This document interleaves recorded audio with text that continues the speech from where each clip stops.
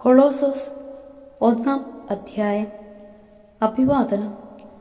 ദൈവഹിതമനുസരിച്ച് യേശുക്രിസ്തുവിന്റെ അപ്പസ്തോലനായ പൗലോസും സഹോദരനായ തിമോഥെയോസും കൂടെ ക്രിസ്തുവിൽ വിശുദ്ധരും വിശ്വാസികളുമായ കൊളോസോസിലെ സഹോദരർക്ക് എഴുതുന്നത്. നമ്മുടെ പിതാവായ ദൈവത്തിൽ നിന്ന് നിങ്ങൾക്ക് കൃപയും സമാധാനവും കൃതജ്ഞതയും പ്രാർത്ഥനയും. ഞങ്ങൾ നിങ്ങൾക്ക് വേണ്ടി പ്രാർത്ഥിക്കുമ്പോഴൊക്കെ നമ്മുടെ കർത്താവായ യേശുക്രിസ്തുവിൻ്റെ പിതാവായ ദൈവത്തിന് നന്ദി പറയുന്നു. എന്തെന്നാൽ സ്വർഗത്തിൽ നിങ്ങൾക്ക് വേണ്ടി നിക്ഷിപ്തമായിരിക്കുന്ന പ്രത്യാശ മൂലം യേശുക്രിസ്തുവിൽ നിങ്ങൾക്കുള്ള വിശ്വാസത്തെക്കുറിച്ചും നിങ്ങൾക്ക് എല്ലാ വിശുദ്ധരോടുമുള്ള സ്നേഹത്തെക്കുറിച്ചും ഞങ്ങൾ കേട്ടിരിക്കുന്നു. നിങ്ങളോട് അറിയിക്കപ്പെട്ട സുവിശേഷ സത്യത്തിൻ്റെ വചനത്തിൽ നിന്ന് ഈ പ്രത്യാശയെക്കുറിച്ച് മുമ്പ് തന്നെ നിങ്ങൾ കേട്ടിട്ടുണ്ട്.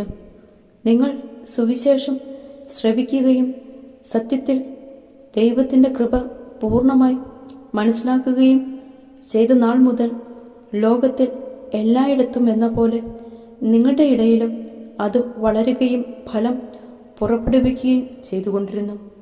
ഞങ്ങളുടെ പ്രിയപ്പെട്ട സഹശുശ്രൂഷകൻ എപ്പഫ്രാസിൽ നിന്നാണല്ലോ നിങ്ങൾ ഇത് ഗ്രഹിച്ചത്. നിങ്ങൾക്ക് വേണ്ടിയുള്ള ക്രിസ്തുവിൻ്റെ വിശ്വസ്തനായ ശുശ്രൂഷകനാണ് അവൻ.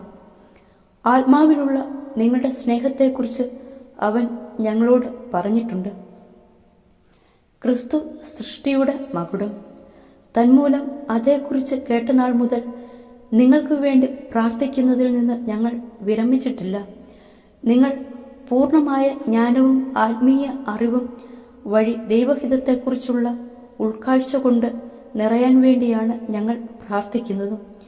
കർത്താവിന് യോജിച്ചതും അവിടത്തേക്ക് തികച്ചും പ്രീതിജനകവുമായ ജീവിതം നയിക്കാൻ നിങ്ങൾക്ക് ഇടയാകട്ടെ. അതുവഴി നിങ്ങളുടെ എല്ലാ നല്ല പ്രവൃത്തികളും ഫലദായകമാവുകയും ദൈവത്തെക്കുറിച്ചുള്ള ജ്ഞാനത്തിൽ നിങ്ങൾ അഭിവൃദ്ധിപ്പെടുകയും ചെയ്യും. സന്തോഷത്തോടെ എല്ലാം സഹിക്കുന്നതിനും ക്ഷമിക്കുന്നതിനും അവിടുത്തെ മഹത്വത്തിൻ്റെ പ്രഭാവത്തിനനുസൃതമായി സർവശക്തിയിലും നിങ്ങൾ ബലം പ്രാപിക്കട്ടെ. പ്രകാശത്തിൽ വിശുദ്ധരോടൊപ്പം പങ്കുചേരാനുള്ള അവകാശത്തിന് നമ്മെ യോഗ്യരാക്കിയ പിതാവിന് കൃതജ്ഞത അർപ്പിക്കുവിൻ. അന്ധകാരത്തിൻ്റെ ആധിപത്യത്തിൽ നിന്ന് അവിടുന്ന് നമ്മെ വിമോചിപ്പിച്ചു അവിടുത്തെ പ്രിയപുത്രൻ്റെ രാജ്യത്തിലേക്ക് നമ്മെ ആനയിക്കുകയും ചെയ്തു. അവനിലാണല്ലോ നമുക്ക് രക്ഷയും പാപമോചനവും ലഭിച്ചിരിക്കുന്നത്. അവൻ അദൃശ്യനായ ദൈവത്തിൻ്റെ പ്രതിരൂപവും എല്ലാ സൃഷ്ടികൾക്കും മുമ്പുള്ള ആദ്യജാതനുമാണ്. കാരണം അവനിൽ സ്വർഗത്തിലും ഭൂമിയിലുമുള്ള ദൃശ്യവും അദൃശ്യവുമായ എല്ലാ വസ്തുക്കളും സൃഷ്ടിക്കപ്പെട്ടു. സിംഹാസനങ്ങളോ ആധിപത്യങ്ങളോ ശക്തികളോ അധികാരങ്ങളോ എന്തുമാകട്ടെ, എല്ലാം അവനിലൂടെയും അവനു വേണ്ടിയുമാണ് സൃഷ്ടിക്കപ്പെട്ടത്. അവനാണ് എല്ലാറ്റിനും മുമ്പുള്ളവൻ. അവനിൽ സമസ്തവും സ്ഥിതി ചെയ്യുന്നു. അവൻ സഭയാകുന്ന ശരീരത്തിൻ്റെ ശിരസ്സാണ്.